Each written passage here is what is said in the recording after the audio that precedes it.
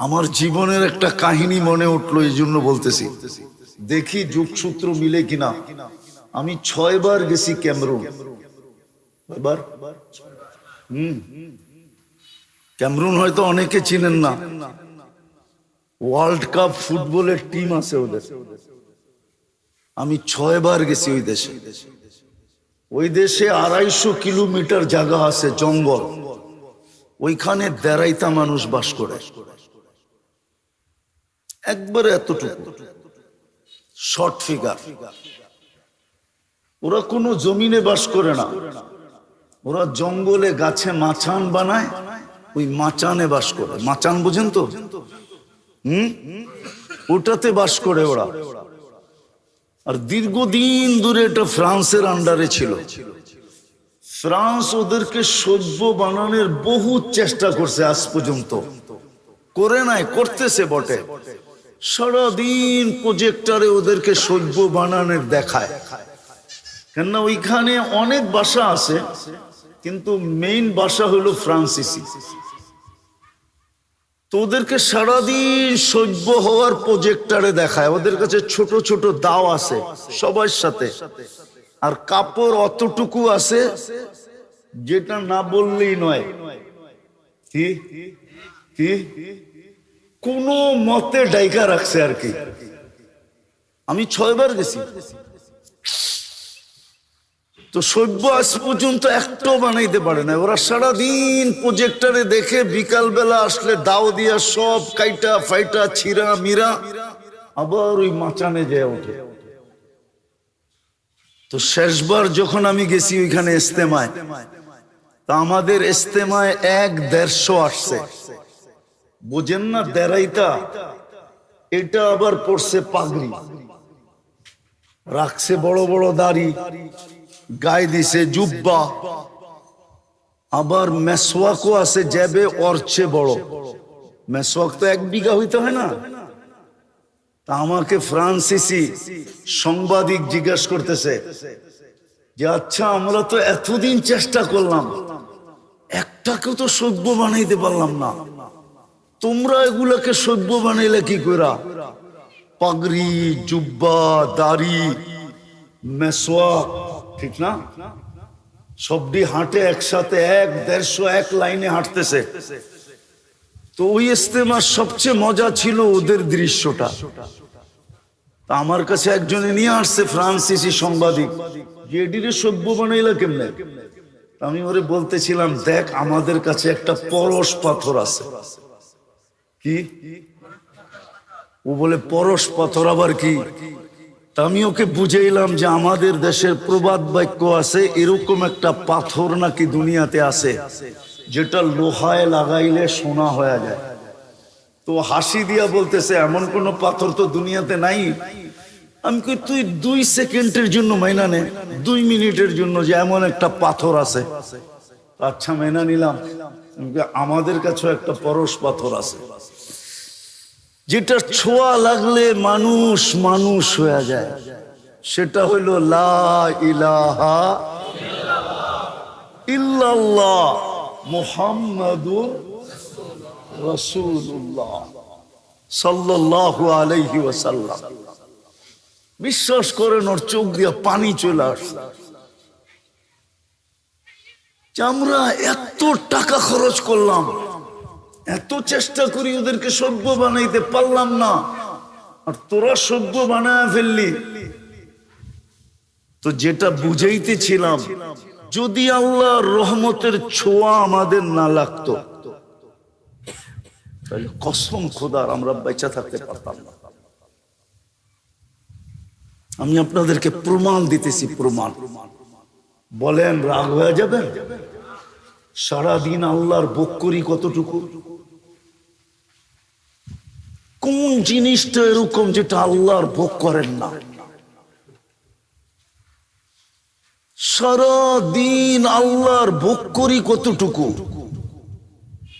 এই যে বসে আছেন, বলেন যদি এখানে 50টা পাংখাও লাগানো হতো, কিন্তু যেই বাতাসটা মাঝে মাঝে আপনাদের উপরে ছোঁয়া লাগায়, এরকম ঠান্ডা মনে হয় করতে পারতো না। সত্য তো? সারাদিন কাঠটা ভোগ করি। আচ্ছা বলেন তো কতবার ডেলি আল্লাহ বলি? কতবার আল্লাহ বলি? এই মজমায় কেউ বলুক যে আমি ডেলি 100 বার 1000 বার আল্লাহ বলি, 200-400 বার আল্লাহ বলি। কোন যুবক বলুক যে আমি ডেলি 10 বার আল্লাহ বলি। সারা দিন নাফরমানি করি, সারা দিন। কসম খোদার রহমতের ছোঁয়া সংযোগ যদি আমাদের সাথে না থাকতো, তাইলে 1 সেকেন্ড 1 মিনিট বাঁচার ক্ষমতা ছিল না। আপনি আপনাকে বিবেকটা দিয়ে একবার চিন্তা করেন যে আমি আল্লাহ ডেলি ভোগ করি কতটুকু। এই পানিটার দাম কতটুকু? কত দাম এটা? 1 লিটার 40 টাকা না 30 টাকা। যদি পানির দামে অক্সিজেন কিনতে হতো তাহলে ডেলি 16,500 টাকা অক্সিজেনের বিল দিতে হতো। শুধু যদি পার লিটার 30 টাকা কিনতে হতো। ডেলি আমরা 550 লিটার অক্সিজেন নেই।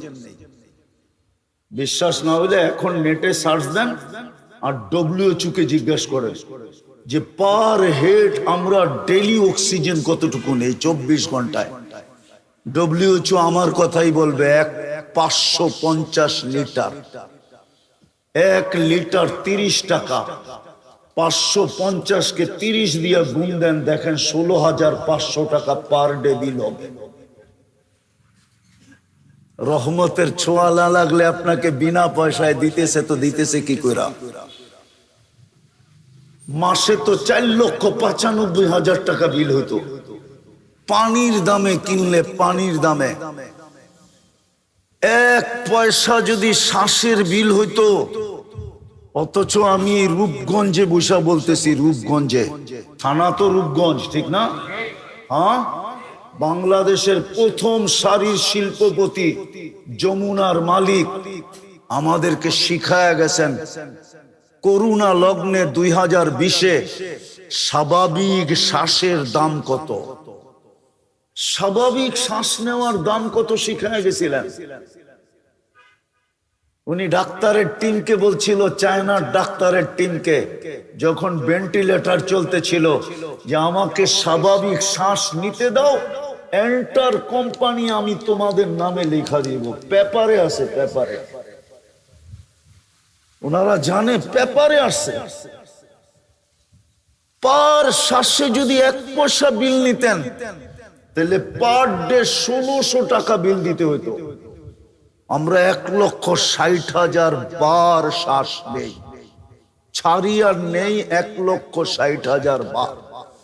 1 পয়সা 1,60,000 পয়সায় 1600 টাকা হয়। মাসে 48,000 টাকা বিল দিতে হতো। রহমতের ছোঁয়া যদি না লাগতো, রহমত যদি আমার সাথে সংযুক্ত আমাদের সাথে না হইতো, তাইলে কোনদিন আল্লাহ আমাদেরকে শ্বাস নিতে নিতেন না। 24 ঘন্টা না ফরমানি, আর শ্বাস নিবে আল্লাহ, ওই আল্লাহ যিনি পাওয়ারফুল। আল্লাহ তো দৃষ্টি আকর্ষণ করছে, আমার পাওয়ার দেখবি। আল্লাহ পাওয়ার শুনাইছে, ওয়াদাতু আমরি আলাস সামাওয়াতি ফাস্তাকাল্লাত। আমি হুকুম অর্ডার রাখতে দেরি, আকাশ স্থির হইতে দেরি করে নাই। শুধু হুকুম দিয়ে দাঁড় করায় দিছি। 6টা 7টা সাবআ সামাওয়াতিন তিবাকা, একের থেকে একটার পর একটা 7টা। আবার দূরত্ব কতটুকু? 500 বৎসরের রাস্তা। মোটা কতটুকু? 500 বৎসরের রাস্তা। একটা আরেকটার সামনে বড় কত? প্রথমটা দ্বিতীয়টার সামনে দুনিয়ার বাংলাদেশের কোন বিশ্বকাপ খেলার কোন ফুটবল মাঠ নাই, নাই, নাই। বলুক, জিজ্ঞাসা করেন তো আছে কিনা? আছে? কি কয় নাই? বিশ্বকাপ খেলার কোন ফুটবল ম্যাচ বাংলাদেশে নাই, কেননা বিশ্বকাপ যেখানে হবে ওটার জন্য 2 থেকে 2.5 লক্ষ কমসে কম ধারণ ক্ষমতা হইতে হবে, দর্শনার্থীর ধারণ ক্ষমতা হইতে হবে। নাই, দুনিয়ার সবচেয়ে বড় মাঠের মধ্যখানে ফুটবলটা রাখলে মাঠের তুলনায় ফুটবলটা যেরকম ছোট, প্রথম আকাশটা দ্বিতীয়টার সামনে এরকম ছোট, দ্বিতীয়টা তৃতীয়র সামনে, তৃতীয়টা চতুর্থের সামনে, চতুর্থটা পঞ্চমের সামনে, পঞ্চমটা ষষ্ঠের সামনে, ষষ্ঠটা সপ্তমের সামনে। চলেন আপনাদের একটু সাত আকাশের উপরে ঘুরায় নিয়ে আসি। ফাওকা সাবঈ সামাওয়াতিন বাহার, 7 আকাশের উপরে সমুদ্র প্রবাহমান। উমুকুহু কামা বাইনা সামাই ওয়াল আরদ, আকাশ জমিনের দূরত্ব যতটুকু এতটুকু হলো সমুদ্রের গভীরতা। ফিহি সামানিয়াতু আওয়াল, এর ভিতরে 8 ফেরেশতা দাঁড়ানো। মা ওয়াসালা মাউল বাহরি ইলা রুকবাতিহিন্না, হাঁটু পর্যন্ত সমুদ্রের পানি আসে নাই। 2 জনের দূরত্ব হলো 50 আলফা সানা, 50,000 বৎসরের রাস্তা। এক এক কান্দা হইল মিন শাহমাতি উদুনিহি ইলা আতিকিহি সাবু মিয়াতি আম, এক এক কান্দা হইল 700 বৎসরের রাস্তা। আলা আনাকিহিম আরশুর রহমান, এদের কাঁধে আল্লাহর আরশ। আর কোরআন বলে ওয়াকানা আরশুহু আলাল মা, আল্লাহর আরশ পানির উপরে। শুধু হুকুম দিয়ে দাঁড় করায় দিছে, উনি হলেন আল্লাহ, শুধু আকাশ না। বাকি হাদিস লম্বা, ওয়াদাতু আলাল আরদি ফাস্তাকাররাত, আল্লাহ বলে জমিনের উপরে হুকুম রাখতে দেরি, পানির উপরে বাসমান হইতে দেরি হয় নাই। আমাদের নিচে পানি আর পানি, পাইপ গাললে পানি উঠে কোত্থেকে? পানি না হলে পানির উপরে বিছায়া রাখছেন। এটা উপরের লেয়ারটা পানির উপরে বিছানো, যেটার উপরে আমাদের বসবাস। হুকুম দিয়ে বসায় রাখছেন পানির উপরে। এরকম লম্বা হাদিস যার এতটুকু পাওয়ার, আপনি সারাদিন নাফরমানি করবেন আর সারাদিন শ্বাস নিবেন, এটা পসিবল হয়তো হয় কি করে?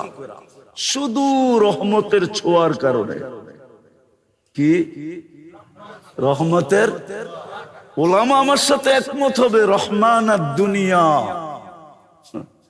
আল্লাহ দুনিয়ায় সবার জন্য দয়ালু, রহমতের ছোঁয়া লাগায় রাখছেন। এই জন্য 24 ঘন্টা অক্সিজেন ব্যবহার করি, 1 পয়সা বিল নেন না। 24 ঘন্টা শ্বাস নেই, 1 পয়সা বিল নেন না। 24 ঘন্টা সেবা দিতেছেন, 1 পয়সা বিল নেন না। আমি শরীরটাকে খুলতে পারি আর মিলায়া দিতে পারি বর্তমান প্রযুক্তির সাথে। যে বিল দিয়ে এটা চালাইতে হইলে, প্রযুক্তি দিয়ে চালাইতে হইলে আমি মিলাইতে পারবো। ডেলি 1 কোটি টাকা আপনাকে ব্যয় করতে হইতো, যদিও সবচেয়ে কম দাম ধরি, কসম খোদা মিলায়া দেওয়া যাবে। শিক্ষিত মানুষ ওনারা, আমি বুঝাইতেছি আপনাদেরকে, ডেলি 80,000 বার আপনার আমার ভিতর থেকে কার্বন ডাই অক্সাইড বাইর করে। কতবার? 80,000 বার আপনি শ্বাস নেন, অক্সিজেন যায়। 80,000 বার শ্বাস ছাড়েন, কার্বন ডাই অক্সাইড বাইর হয়। দুনিয়াতে কোনো মেশিন বাহির হয় না এখনো। বিজ্ঞানের হাত ওই পর্যন্ত লম্বা হয় নাই যে কোনো মেশিন আবিষ্কার করছে কারো ভিতরে যদি কার্বন ডাই অক্সাইড জমা হয়ে যায়, মেশিন দিয়ে এটাকে কিউর করবে। রব্বে কাবার কসম, এখন পর্যন্ত কোনো মেশিন আসে না। বলুক ওনারা আসছে কিনা, এখন সার্চ দিয়া বলুক, বিজ্ঞানকে জিজ্ঞাসা করুক, আসে নাই। আল্লাহ ডেলি 80,000 বার আমাদের ভিতর থেকে কার্বন ডাই অক্সাইডকে বের করে। 24 ঘন্টা যদি বাহির না করে তো 25তম ঘন্টায় আপনার জানাজা হবে, এতে কোনো সন্দেহ নাই। 25তম ঘন্টায়